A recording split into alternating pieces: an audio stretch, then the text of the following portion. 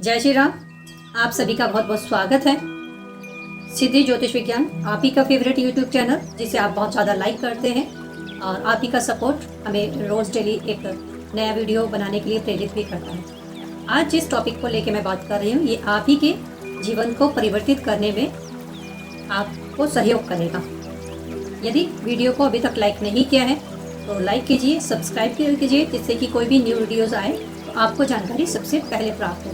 और new videos में आप क्या जानना चाहते हैं उसके लिए भी कमेंट्स जरूर करें। आज हम बात कर रहे हैं ब्रह्म मुहूर्त।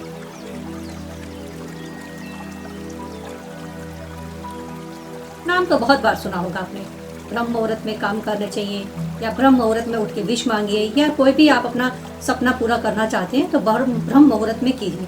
या आपने जो सपना देखा है, यदि वो ब्रह्म मुहूर्त में देखा है तो वो जल्दी से फलित होने वाला होगा। ब्रह्म यानी कि ब्रह्मा के द्वारा बनाई गई सृष्टि, कि शास्त्रों से विदित है कि ये सृष्टि का निर्माण ब्रह्मा जी ने किया है और उसके बाद मानव निर्माण उसमें किया गया। तो ब्रह्मा जी ने जब सृष्टि का निर्माण किया उस समय को ही ब्रह्म मुहूर्त कहा जाता है। कहा जाता है सृष्टि का नवनिर्माण जिस समय स्टार्ट किया ब्रह्मा जी ने, उस समय में यदि कुछ भी स्टार्ट किया जाए तो उसकी रिजल्ट बहुत जल्दी पॉजिटिव मिलती है। ब्रह्म मुहूर्त दो शब्दों से मिलकर बना है और ये संस्कृत से बना है। ब्रह्म और मुहूर्त नाम से ही विदित होता है। मुहूर्त एक शुभ समय को कहा जाता है संस्कृत में। मुहूर्त की गणना कैसे की जाती है, ब्रह्म मुहूर्त कब नोटिस किया जाए, या हमें कैसे पता चले ब्रह्म मुहूर्त कब है, ये सारा जानकारी इस पूरी वीडियो में मिलेगी। वीडियो को एंड तक देखिए। ब्रह्म मुहूर्त का आरंभ एक दिन का जब समापन हो रहा होता है और दूसरे दिन का आरंभ हो रहा होता है, उस समय के कुछ मिनटों को, कुछ काल को ब्रह्म मुहूर्त कहा जाता है। एक दिन में 24 घंटे होते हैं और 24 घंटे में 1440 मिनट होते हैं। इन 1440 मिनटों को ही 24 घंटे में डिवाइड किया जाता है। एक मुहूर्त 48 मिनट का होता है। एक दिन में 24 घंटे होते हैं और 24 घंटे के अंदर 30 मुहूर्त होते हैं। 30 मुहूर्त, दिन में 15 मुहूर्त और रात्रि के 15 मुहूर्त मिला के 30 मुहूर्त होते हैं। दिन का जब समापन हो रहा होता है, रात्रि काल होती है, उसका जो 14वां मुहूर्त होता है, उस समय से ब्रह्म मुहूर्त का आरंभ होता है। और 96 दो मुहूर्त मिलके ये बनता है। 96 मिनट का, 96 मिनट का ये मुहूर्त होता है। जिस तरह से सूर्य उदय होने का दिन मिनट डेली परिवर्तित होते हैं। सूर्य उदय 1 मिनट के अंतराल पर प्रतिदिन उदय होते हैं। जब दिन बड़े होते हैं तो सूर्य उदय 1 मिनट पहले होना शुरू हो जाता है, और जब दिन छोटे होते हैं तो सूर्य उदय 1-1 मिनट लेट उदय होते हैं। क्योंकि हमारी जो पृथ्वी है वो पूरा सर्कल में नहीं है, राउंड नहीं है इक्वल, तो दिन बड़े और छोटे होने का कार्य उसी से ही निर्मित होता है। अब आपके मन में प्रश्न आ रहा है कि हमें कैसे पता चले कि किस समय ब्रह्म मुहूर्त है। वैसे तो बहुत आसानी से हम ये जान सकते हैं आजकल ब्रह्म मुहूर्त कब है। आप किसी भी पंचांग से जान सकते हैं या डेली सूर्य उदय से जान सकते हैं। सपोज कीजिए सूर्य उदय 5 बजे हो रहा है, तो उस से 96 मिनट पहले ये प्रारंभ हो जाएगा। 3:24 मिनट पर प्रारंभ होगा और 4:12 तक रहेगा। इसी तरीके से हम आगे की सूर्य उदय से ही गणना कर सकते हैं कि ब्रह्म मुहूर्त कब है।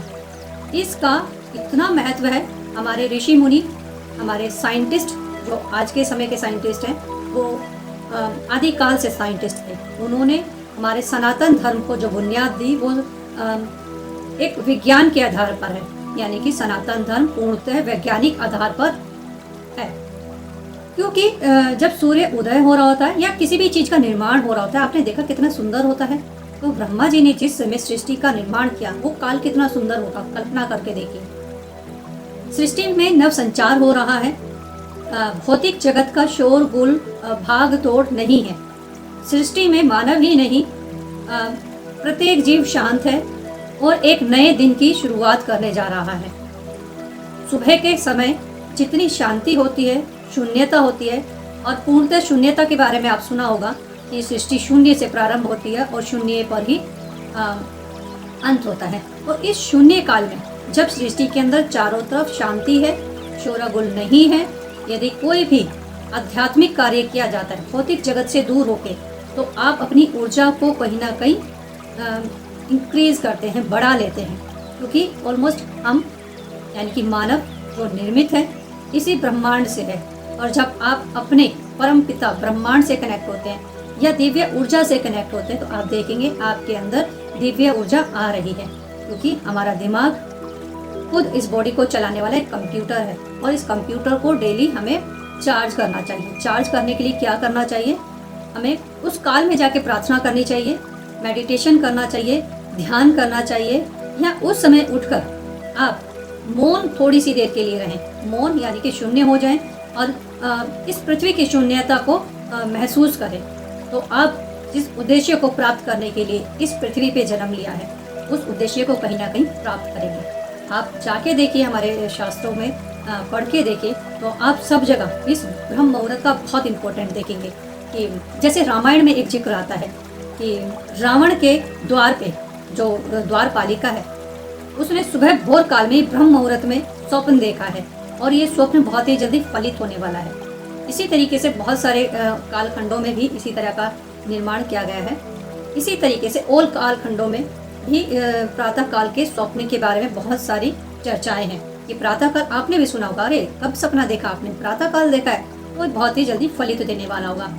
अराउंड कहूँ तो 24 में भी आपको रिजल्ट मिल सकते हैं इसके, अगर आपको एग्जैक्ट टाइम का जानकारी है, या आने वाले 3 से 6 महीने में आपको इसके शुभ परिणाम देखने को मिल सकते हैं।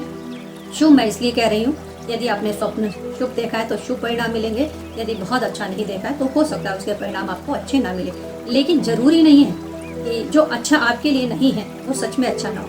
कभी कभी कुछ जब लाइफ में अच्छा नहीं हो रहा होता, उसके बाद का समय डेफिनेट आपके लिए अच्छा हो सकता है, क्योंकि रात के बाद ही एक नई शुरुआत होती है। तो ऐसा मत सोचिए कि स्वप्न अच्छा नहीं था तो उसका लॉन्ग टाइम तक आपको प्रभाव मिलने वाला है। हम अपने टॉपिक पर आते हैं।